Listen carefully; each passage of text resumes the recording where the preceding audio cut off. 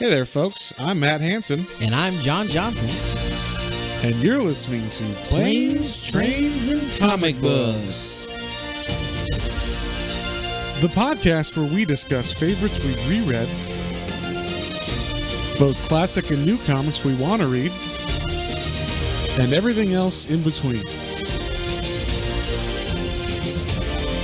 And here's the comic we picked this week. Hey there, everybody. Welcome back to another episode of Planes, Trains, and Comic Books. Today, we are dipping our toes into an unknown realm. We are reading our first manga, and as you can tell from John's weird noises, that we're doing a Dragon Ball comic or Dragon Ball manga. But this is not your average Dragon Ball manga. And well, don't worry, everybody. If you've never read Dragon Ball or watch Dragon Ball Z or any of that stuff, we will try to explain enough so you will understand it. But this is called Dragon Ball, That Time I Got Reincarnated as Yamcha. Yamcha is the name of a character, and he is a character that always dies first in every fight in Dragon Ball, or at least in Dragon Ball Z. In Dragon Ball, he's kind of on par with everybody powers-wise, but he is soon outclassed and then has no point to being around after a while. Long story short, he's one of the actually only humans there's a fighter in the story. Right. And so being a human, his power only goes so far. So everybody else, all of their powers outgrow his very quickly, and he quickly becomes I'll fight too, and then he dies. Yeah. So for those of you who this is I guess we'll call this like a parody, or is that what you would call this? It's definitely a comedy. It's supposed to be like, for someone who loves Dragon Ball and Dragon Ball Z and that franchise, this is like a what-if story that's hilarious that I would recommend to anybody who's ever watched Dragon Ball and likes it or watched Dragon Ball Z. And for those of you who don't know, the Dragon Ball is the original one. It's kind of like when we follow this character named Goku, who's young. He's like a little kid in that one. Then Dragon Ball Z is him as an adult. And then Dragon Ball Super is what's going on right now, and that's kind of him as still an adult. But yeah, we'll say Dragon Ball Z is like late teens to like becoming an adult, and then is he teens in that? I think he's supposed to be like 19, 20 at the very beginning. Yeah. Okay, well, he's married at the beginning of that one. You get married young. Okay, you can get married young, sure. But yeah, it's basically him like in his young adulthood, and then Super is him in his more 30s, 40s. Yeah. So. But it's kind of like a manga and it's also a very big anime series that was very big on like Toonami in the 90s and stuff, and that's how I got into it. That's how you got into it. Oh yeah. Okay. And so to read this comic and kind of appreciate it, you definitely need to know, or at least have watched a good chunk of Dragon Ball Z, mostly Dragon Ball Z, and then there's a couple things from Dragon Ball, but it's not that important. But Dragon Ball Z is where most of this takes place in. So for sure, that is like the only downside to this book is you would have to read it or know or have watched the series and remember it. For it to be as funny as it is. Yeah. So, or like to fully get the comedy in it. So it says that this is based on the Dragon Ball comic by Akira Toriyama. Akira Toriyama. And then, but this story the story and art is by a dude named DragonGaro Lee. So I'm guessing that's maybe his pen name or something, but, or their pen name. But, it's basically just a big fan, love, comic to Dragon Ball. So, I could see me and you writing something like this, or what you just have to be a big fan enough to. I mean, he's a solid artist too, because it looks really close to the. Yeah. If not, I was wondering if he traced it or whatever, or someone, because the original stuff. I mean, Akira Toriyama has a pretty unique style, and then his style is close, but is different. And then when he gets into the Dragon Ball, because like we said, he gets reincarnated as Yamcha, the character, so he's actually in the Dragon Ball comics. He's all the not animation, but all the drawings look like Dragon Ball comics. So it's pretty interesting. But we'll give a little backstory on Yamcha. Yamcha is a character, like we said, he is a human in the Dragon Ball universe. Starts out as a thief, and then and he has a little cat character that is his partner in crime. Yeah, and then they he's like a strong human at first, but then like we said, the main character Goku, who is an alien from another planet who landed on Earth, that looks like a human. Yeah, he looks like a human, but he's got a tail. Goku is someone who can power up and level up way faster than everybody else. So Goku trains, and he's like a 5-year-old, and he gets much more powerful than like any human could be, very fast. So Yamcha in Dragon Ball is kind of equal to him, at least at the beginning, and then he's like, oh, I must train to get stronger than this little kid, and then he trains like a bunch, and then in Dragon Ball he ends up losing in the tournaments and stuff. But then in Dragon Ball Z he's basically useless. His only part there is to be like Bulma's boyfriend. Pretty much. To put this in perspective, if you're a collector of Funko Pops, they made, and they do like the most popular characters usually from series, and they made a Funko Pop of him because he's a main character for a bit. Yeah. But they also made a special Funko Pop of him dead. That's dead. Because the joke is whenever whenever people are going to fight, it's always like the group of good guys squaring off the group of bad guys. And the first guy to fight is Yamcha. He's like, don't worry, guys. I'll take this. I got this. I got it. And then he instantly dies, like, because he fucking sucks. And he's like he's not bad. He's just a human. And everybody else is like on an elevated level. They're all aliens that can, and when we say aliens, they all look like humans, but they're alien. Yeah, for the most part. There's a green character too, Piccolo. Yeah, Piccolo, but whatever. So, so it's kind of a running joke in Dragon Ball and Dragon Ball Z and everything that Yamcha is kind of useless, and he's literally there just to be Bulma's boyfriend, or like where she's looking for in a boyfriend, until another character, Vegeta, comes in to play, and then she like marries that guy. So he's even like later, he's passed over way later than in the comics. So he's not even important, within a couple, I'd say, I don't know, the first third, or once she meets Vegeta, then it's like, okay, pretty much. Well, Bulma goes for the bad boy, and so like he's like he was the bad he's boy. Kind of a bad boy, like a thief, and like he eventually helps out Goku and Bulma on their stuff in Dragon Ball. And then Dragon Ball Z, like he's a friend and Bulma's boyfriend. But then as soon as someone bigger and badder comes along, who also then becomes not a bad person as far as like an evil character, then yeah. So with that said, there's a little history on Dragon Ball to catch you guys up who haven't watched the show or read the manga. So this starts off in our world. I'm assuming it's regular, human world. There's two friends, and they're like, oh my god, did you hear about this Dragon Ball event that's gonna happen? We have to go, and like but we gotta invite people. And they're like, oh, we should invite girls. And they're like, yeah, girls. And these guys are obviously nerds. Yeah, they're like they probably look like high school age. Yeah, and they're definitely like, man, it'd be great to find a girl who likes Dragon Ball. She'd be the perfect girl.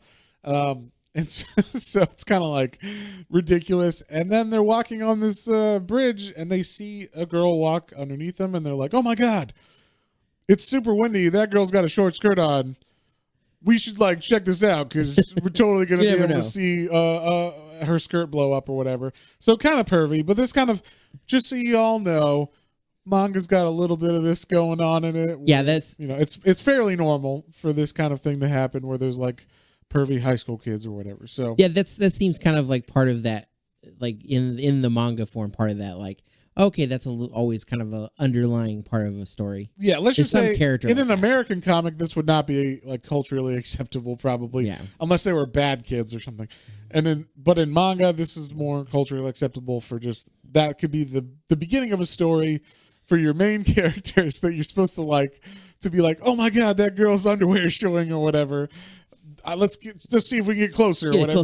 Yeah. So, but I appreciated this. I thought this was funny. So the main kid that's like, I guess the most geeky looking, is like, oh my god, I got to get a closer look. So he runs down the stairs of this, like, it's kind of like an overpass bridge from like a street. So he runs down the stairs, and as he's running, he's like, he just fucking twists his ankle it's like slap, like his ankle totally blew out, and then like falls down 40 stairs or whatever, and then they're like, "Are you all right? Hey!" And it goes blank. Yeah, and then it's like black, and then he wakes up and he's Yamcha in Dragon Ball, and he's like, "Wait, what? Where am I?"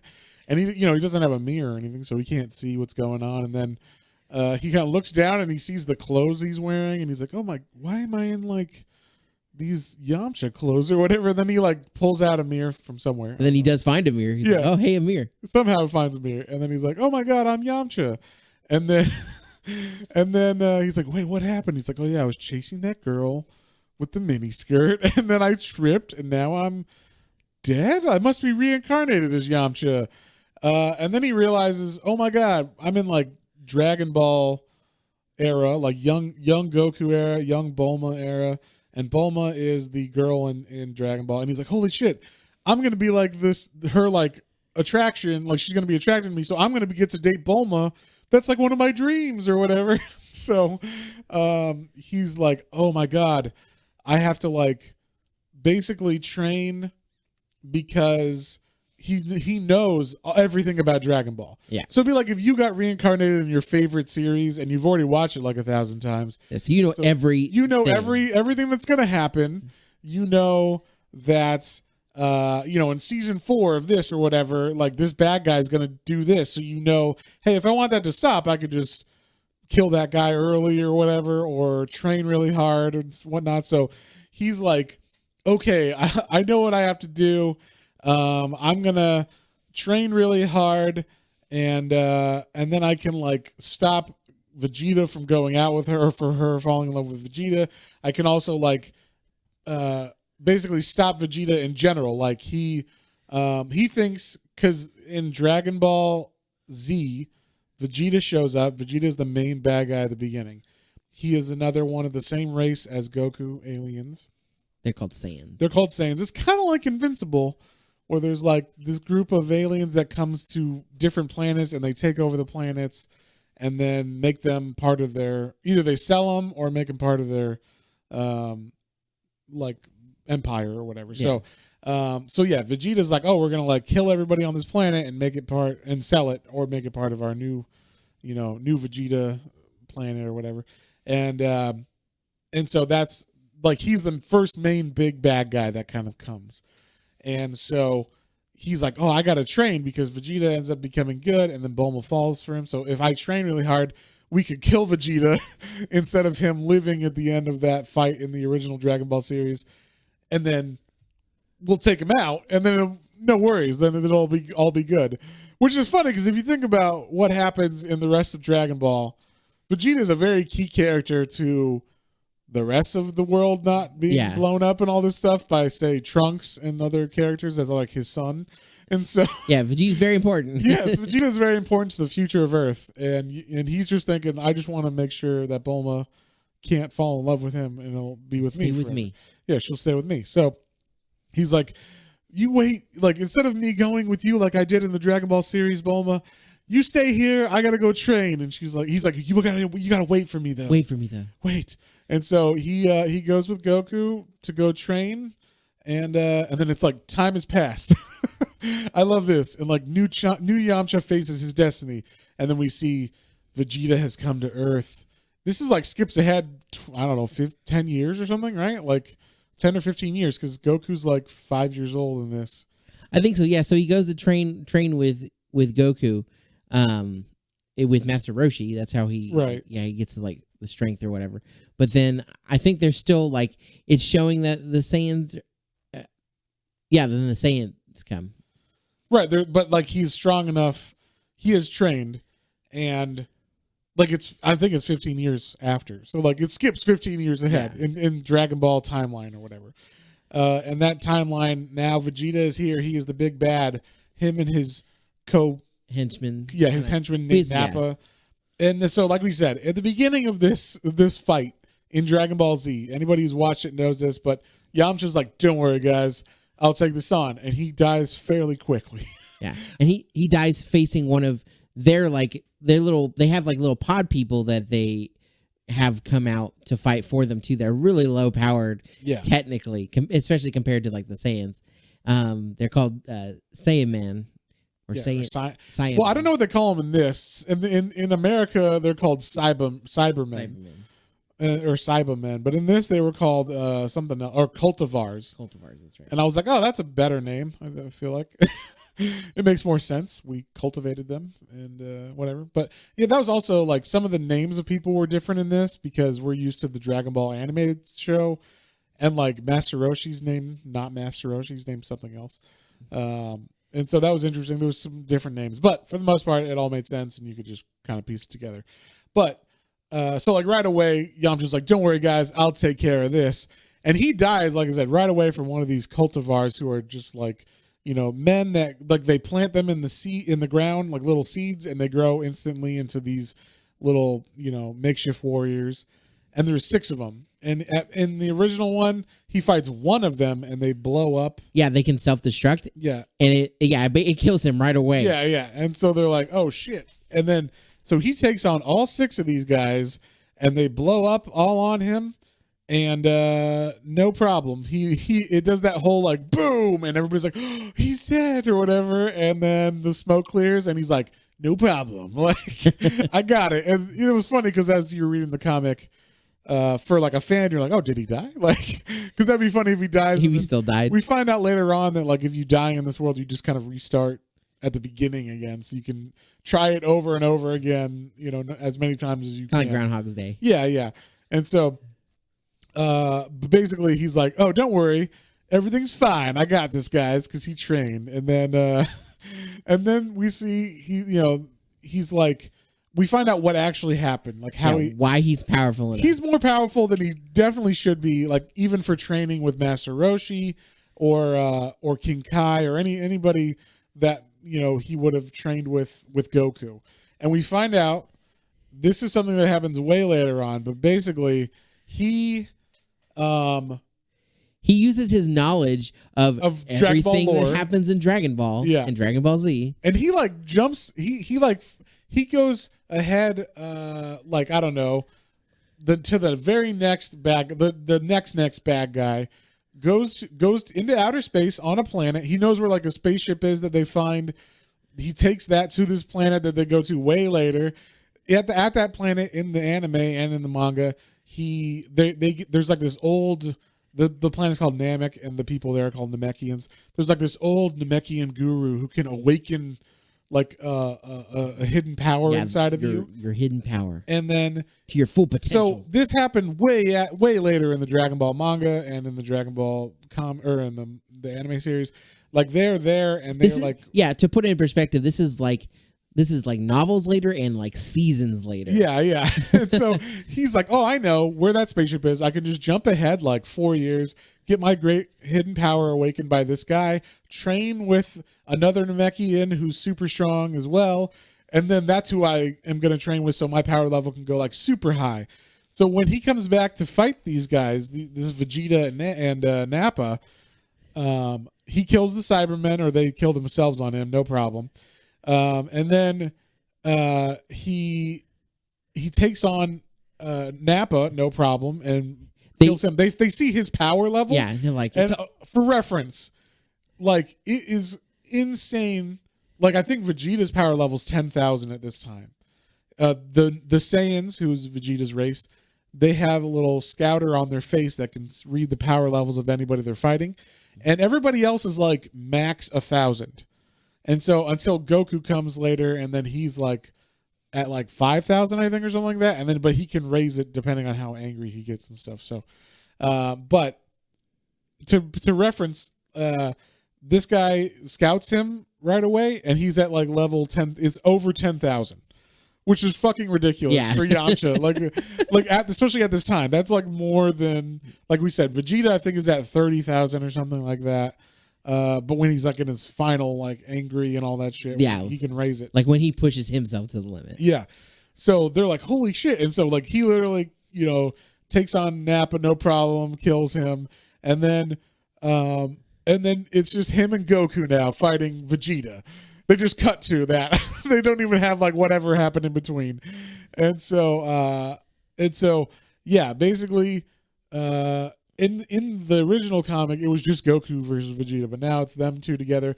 And it's funny because this whole fight Yamcha's like, I'm trying to figure out how to kill Vegeta, but Goku's like, good. So he won't let me kill Vegeta. Like I can't kill Vegeta in front of him because he'll stop being my friend or stop me somehow or whatever. So like he's trying to like kill Vegeta, and then like Goku's like, no, you mustn't. Like we gotta let him go or whatever. So he's like torn inside. He's like, God damn it! Like I want to just kill him, but I can't. And so it's just like this funny thing where he's trying to kill Vegeta, but he can't. Yeah, I do like how they finish him though, because so they're still going. He's like, well, I'm gonna let Goku finish him because that's like how it should go anyway, because Goku's the savior or whatever. And so like he's like, okay, I'll distract him, Goku, while you're like powering up or whatever. And I really like what he did there, because again, he knows everything in the future. He goes so far into, he actually makes a reference to the newest Dragon Ball stuff, which is Dragon Ball Super. And there is a god character named Beerus. He's kind of like an Egyptian cat-looking character, who is also like humanoid.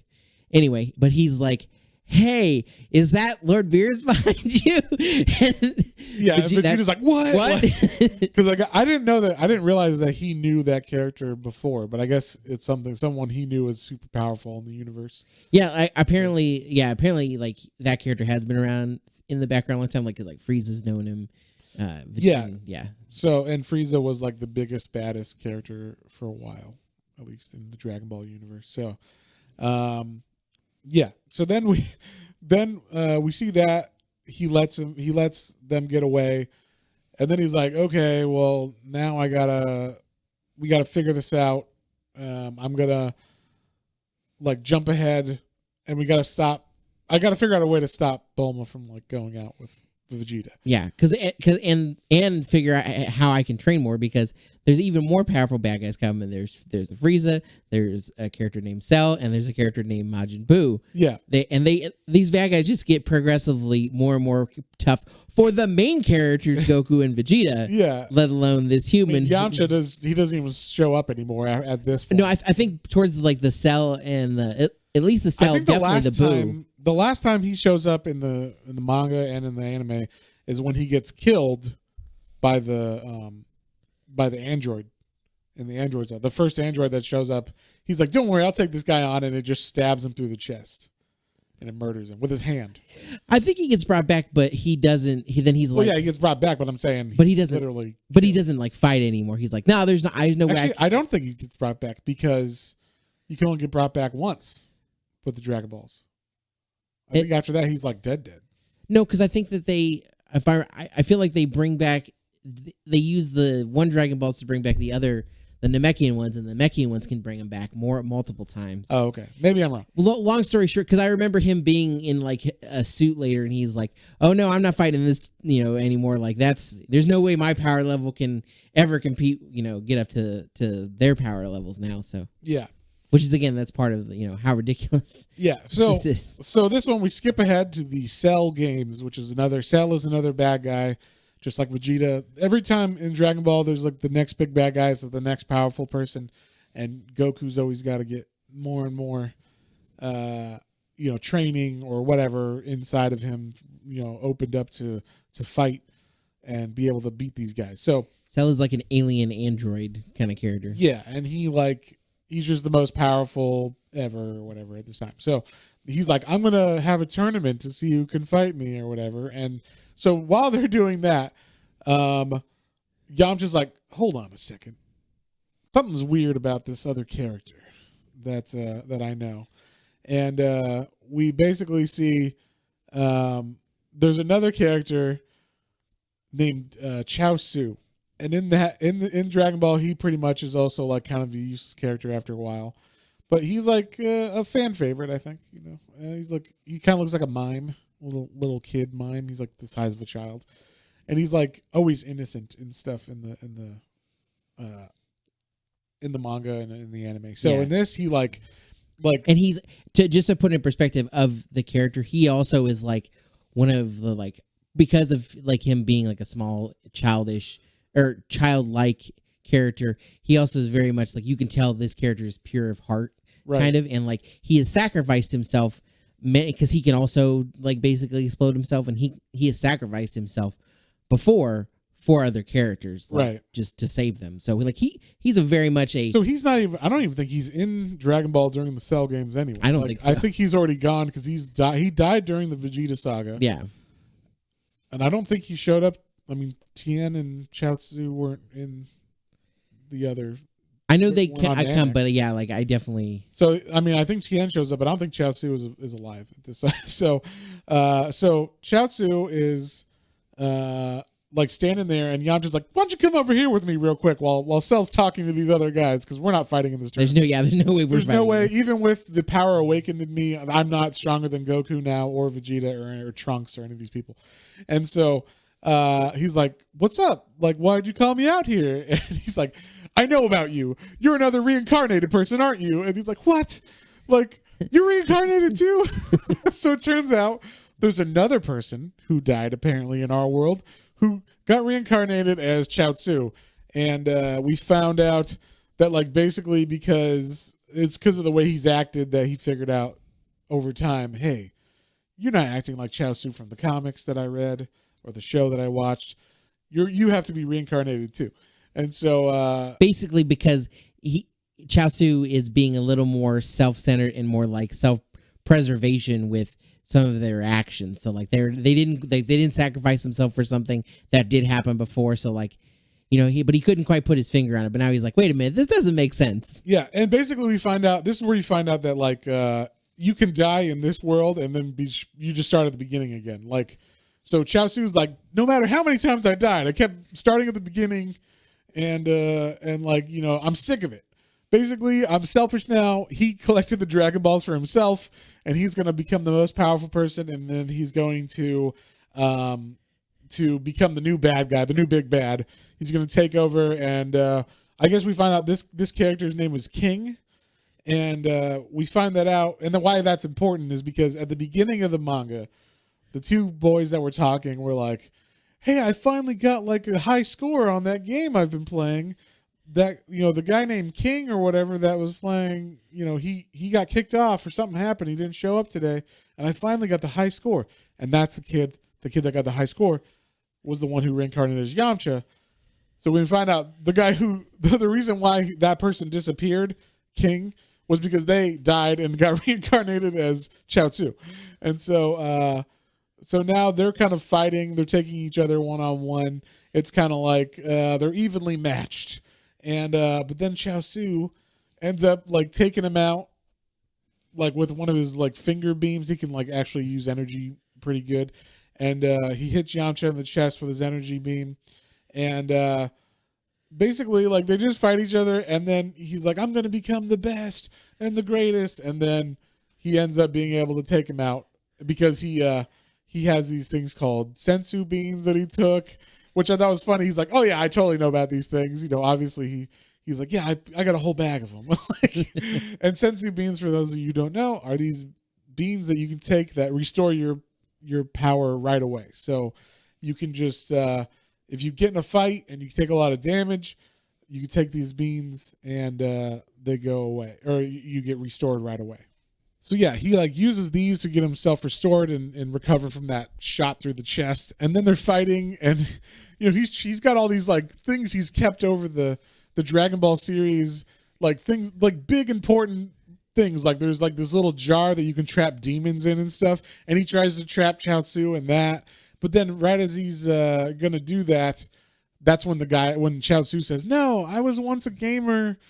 Called like a super fan gamer called King, and he's like, wait, what?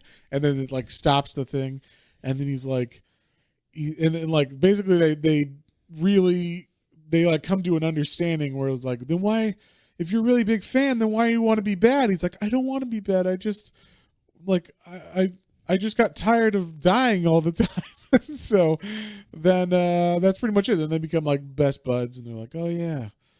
That did suck, and then or that does suck to like keep dying and all that stuff. I did like they were like, yeah, you know, we pretty much should just, you know, try to figure out what's best for us if we're gonna keep living here, because you know, there's even bigger bad guys like Majin Buu coming, and like we're both gonna die if that you know, if that doesn't. So like, let's just try to, maybe you can actually like get with Bulma and like marry her, like if you play cards right. Yeah, who knows, you know. And then this is one of the things I thought was funny. So that character from Dragon Ball Super that we mentioned, the cat one that's like a god named Beerus. It turns out that this whole comic is actually just a game of chess between him and another cat god. And he was playing his brother Champa. Yeah. So Champa and Beerus are playing they're playing like this weird chess kind of game of the reincarnation game. This is so like they're playing as the character of the kids that got reincarnated as Dragon Ball characters, and they're playing this game. So they're like, "What? Like, no way, Yamcha. I was stronger." And like, he's like, "No, but it's a draw. No excuses." Yeah, no, they became friends at the end. It's a draw. So yeah, that's how it works. And so like, it's kind of funny. It ends like that, where they're like, So yes, and their angel counterparts are like, okay, time to send him back. Yeah. So then the kid like, huh? It wakes up, and then it's funny because he like wakes up. He's like, oh, his friend's like, are you okay? You were like out for a while. He's down at the end of the stairs, like he didn't go anywhere. And then he's like, oh, I remember I was Yamcha. And then he sees the girl walking away with the short skirt, and he pulls his hand up like Yamcha has this move where he can like make the wind blow really hard, and he like puts his hand up and he does it, and the wind blows up and it almost blows up her skirt. She holds it down in the front, but I think maybe he saw her underwear in the back or something, and then he's like, I can't believe it. It was real or whatever kind of thing. Like he knows it was real. Then he tries to do it again and nothing happens. And he's like, and his friend's like, huh, for a second there, I thought you did that. And he's like, yeah, it's not like this is Dragon Ball or whatever, but yeah, it was. And then that's like the end of it, but then it's not the end of it because bonus story. Yeah, there's like a bunch of bonus stories. The first bonus story is when we see Yamcha's like training with Master Roshi, and he's like, oh, like I want to, now that I'm strong, I'm gonna go try to like ask Bulma out, and they're like, no, like you're gonna go like that, like you've been training, you're all smelly, and you're wearing your fucking gi and stuff. Like Bulma's a sophisticated woman now, like you gotta wear nice clothes and stuff. So he's like, oh, of course, and he goes to like buy a suit, gets it on, makes it look all nice. Gets his haircut. He even like runs into a hostage situation where like he saves a bunch of people in a town that were bank robbers. They look like the Beagle Boys. So they got the like old striped prison uniforms on, and these prisoners that I guess escaped prison, have a hostage, and he saves this girl from these bad guys, and then he flies off to go talk to Bulma, and he's like, this is going to be great. Like, I think I got a shot. And then he gets there, and it's like right when Vegeta started training in the gravity room in her house. So that he right, can like, right when Bulma was like, oh, maybe there's something about this Vegeta character. Yeah, like he's so annoying, but also look at those abs, like, because he's like training so hard or whatever. And then he shows up, and he sees Bulma kind of like talking to Vegeta after he's training, and he's like, shut up, woman. And like Vegeta like literally treats her like shit, which is funny that she's so like, huh, maybe he likes me. Maybe he treats me so bad or whatever. And Vegeta's like, God, women are so stupid. And yeah, he's not a very nuanced person. And No. she wears him down basically so that he agrees to date with her, and then he starts to soften after the fact that they're dating. And it's actually after he finds out that Trunks is his son. So he's like, wait, I have a son with Bulma, which means we get together on some level and I agree to it. So maybe that's what changes his mind about Bulma. The fact that they have a son in the future. Yeah. Which is weird because you're like, wait, which came first? Like, did knowing Trunks cause it to happen, or and how did that make sense? Yeah, I know. So yeah, Time it's paradox. a little weird thing. But basically, he sees Vegeta and he's like, I'm gonna fight Vegeta basically, and so he goes out and he's like, how about a fight, Vegeta? Let's see if we can if I can beat you up.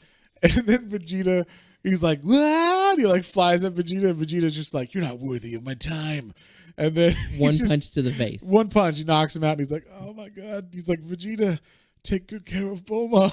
Because there's no way. Now he knows. there's no way I'm going to beat Vegeta. Like, you know, this was the point before he's really fully trained in that like 100 times gravity and gotten Super Saiyan and everything. This is when he would be able to beat Vegeta. Maybe no, he still couldn't beat him. So yeah, he loses that, which I thought was funny. And then the second, there's a second bonus in here, and this was the funniest thing I thought. So this takes place right as him and Chaozu became friends. They decided, hey, you know, I'm not going to become an evil character. We're both reincarnated folks.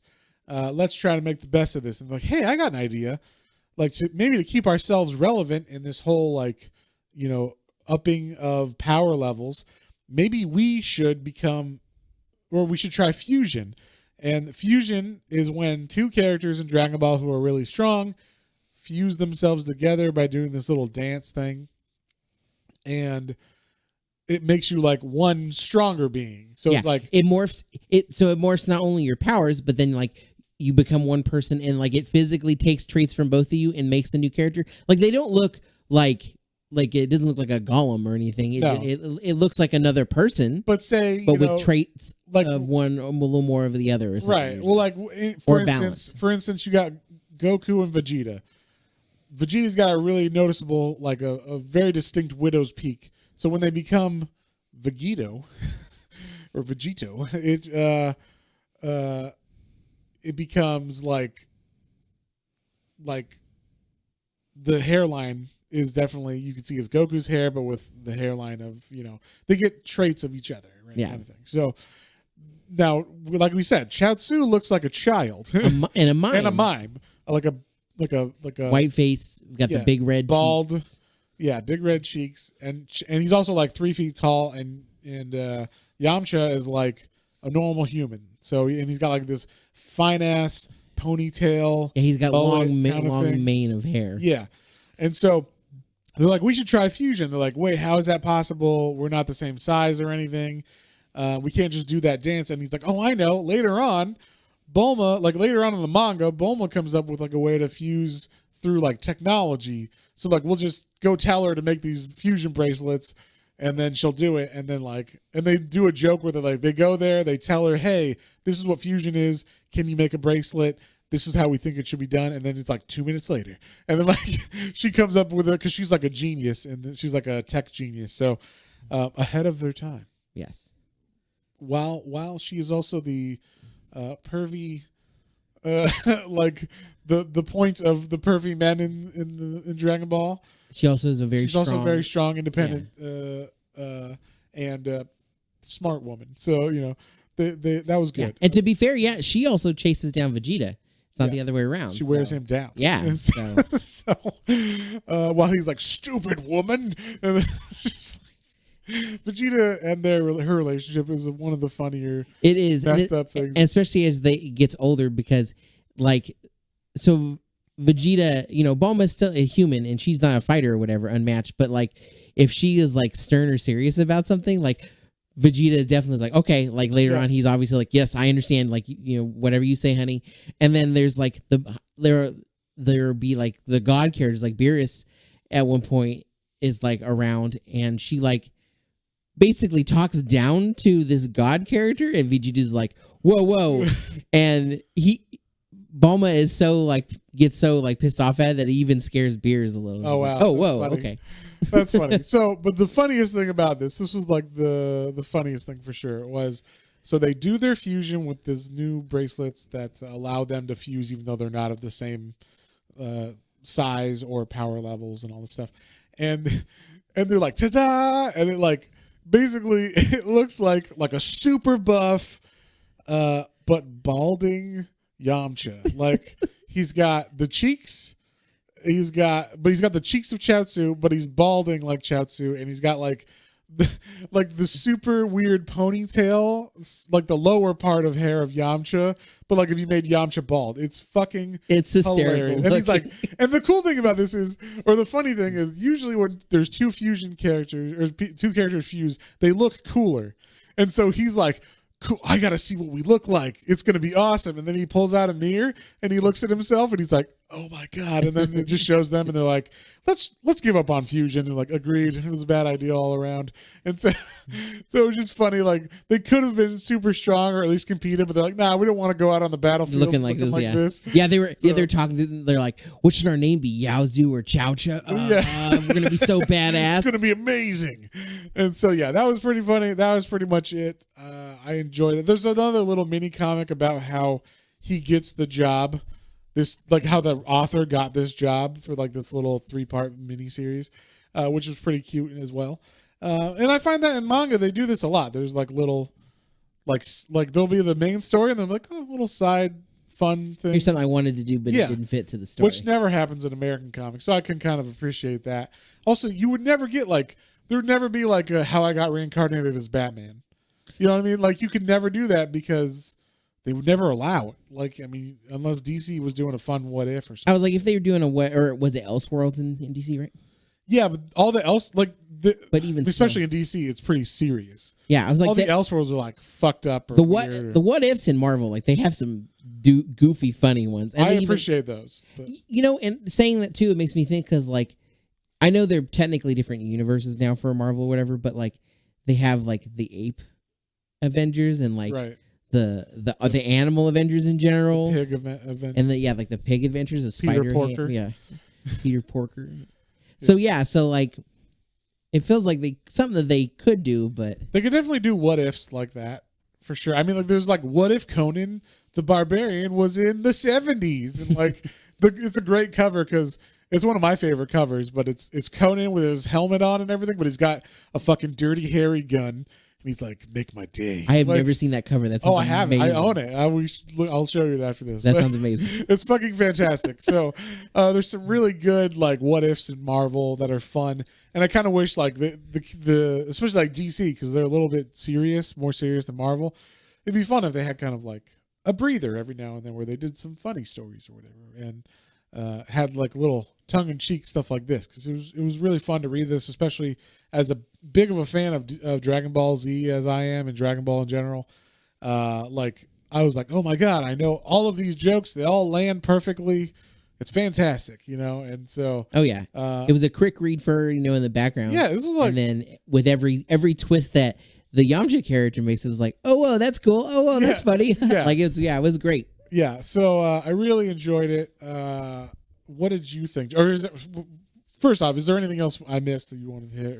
No, I think you hit all the major points. All right. So what did you think of this one overall, John? Yeah, I mean, for my first real, like, for the podcast at least, sit down reading a manga, reading the opposite way that I'm not used to, that took a minute to get used to, and especially because we were reading it digitally. Oh yeah, you got to read it backward. Yeah, it was it was interesting because like I assumed that it would still like format it for me to click like normally, as far as like when I open up a comic, and then it was like, oh no, it luckily gave me the note. He's like, oh, because of this, we formatted this also to read it that way. So I was like, oh, got to click left and like read left to right, and yeah, it is a little bit of a mind trip when I got to read right to left, top to bottom. So that's kind of like okay, the reverse of how you normally do. So, but I mean, once you get used to it. Yeah, no, after like 3 pages, I was like, oh, okay. Yeah. But, yeah, I mean, what would you give this one, John? I mean, I don't, because it's such a niche. Yeah, it is very specific. This one's very so specific.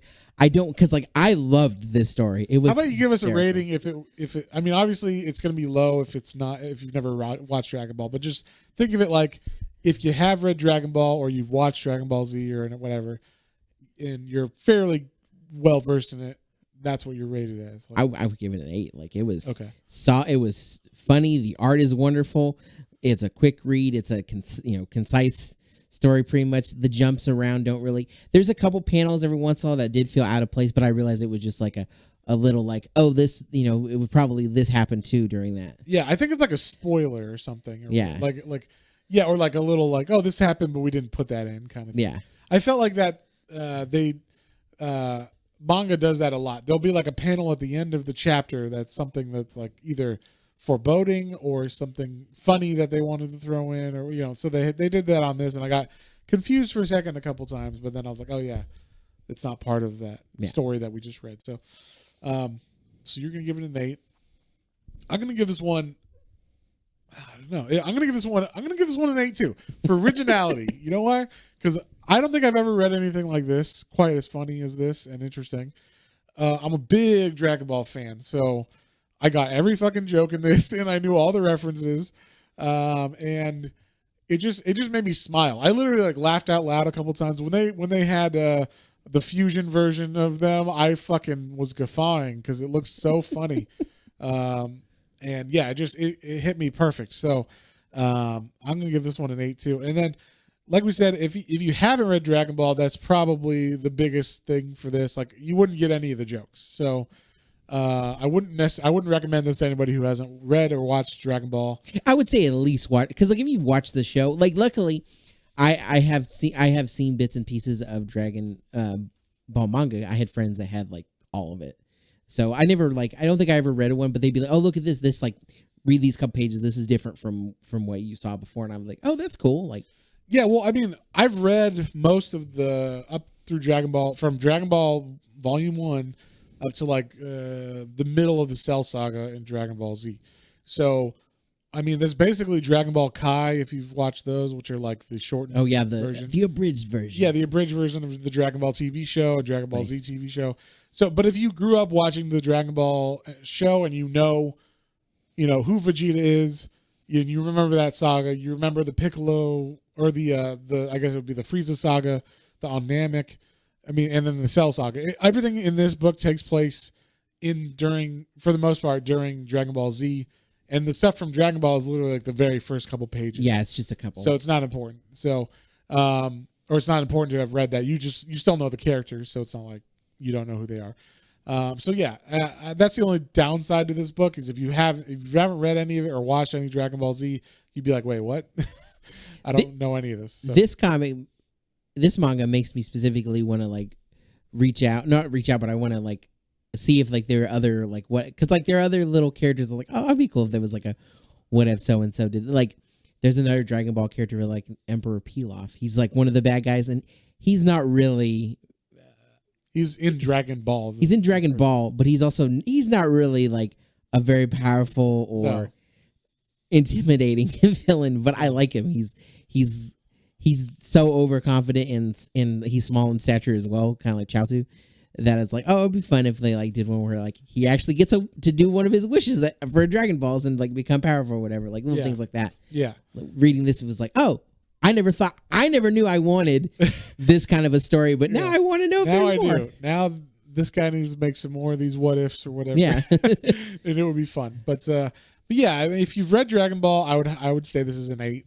Or if you've watched Dragon Ball Z, I should say, I would say this is an 8, and you give it an 8 as well.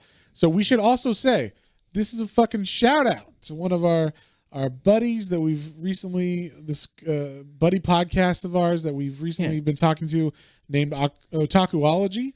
Our buddies Mike and Jin over there that do that podcast.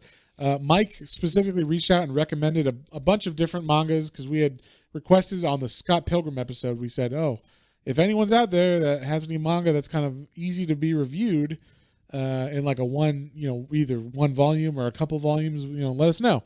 And he recommended a bunch, and this was one of them. So thank you, Mike, for the recommendations on that. Everybody should go, if you like manga or you want to get into manga and or fan stuff, because they talk about other series and stuff as well. Yeah, they're doing comics in general. They're doing a thing on Invincible too. Matt reviewed the first couple, but they've already been like digging into the Invincible now too. So. Yeah, they're doing. He's doing issue podcast, kind of like my Swamp Thing stuff. Yeah, on Invincible, Mike is, and then they do other reviews on manga. They also talk about just like collecting in general, like how do you separate collecting life from family life and stuff like that, or just real things you might run into as a fan or collector. Like, what do you do with all your toys? Yeah, that was one of the we did a interview. Actually, this year, this week, in honor of the first manga we did, and because it was a recommendation from them, we did an interview with them that they already released on their podcast. We're going to put it out this week for in our podcast.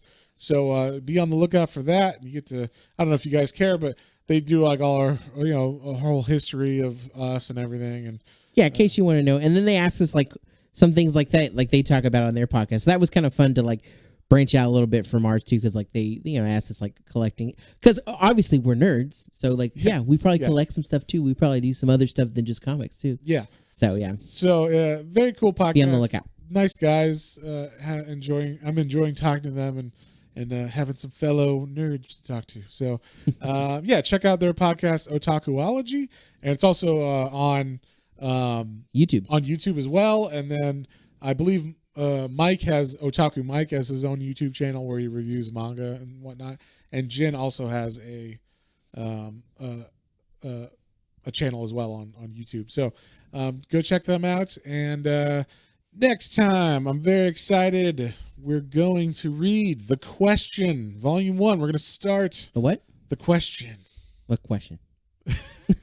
Who's on first? What's on second? So the character of The Question was a Steve Ditko creation in the 60s. DC bought it or got licensed to it in the 80s, and after Crisis on Infinite Earths, that's one of the worlds they incorporated into their fold. So we get like characters like Blue Beetle, The Question, Captain Atom from the Charlton universe. I'm excited because I know this is one of your absolute favorites. The Question is one of my absolute favorites. This is Swamp Thing, Constantine, Question, maybe Booster Gold and Blue Beetle. Yeah, they're close second. Top 5. Yeah. So, for sure, this is going to be one of my favorites, but we'll see how John likes it, see how he takes it. Well, you kind of compared him to Rorschach, right? A little bit.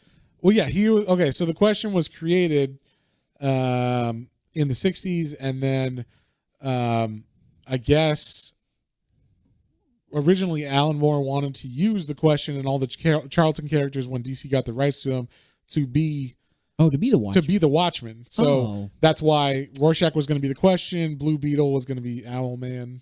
Captain Atom was going to be, what's his name? Dr. Manhattan. Dr. Manhattan. That makes sense. And then they were like, no. And they were like, no, we just got these. Like, we don't want to burn them or whatever. Whatever you're going to do with them, we don't want you to like fuck them up or whatever, I guess. So he changed all of them and kind of changed them around a bit. Maybe that's what the characters would have changed into, on their own with his guidance or whatever, like Rorschach, or The Question would have been more Rorschach.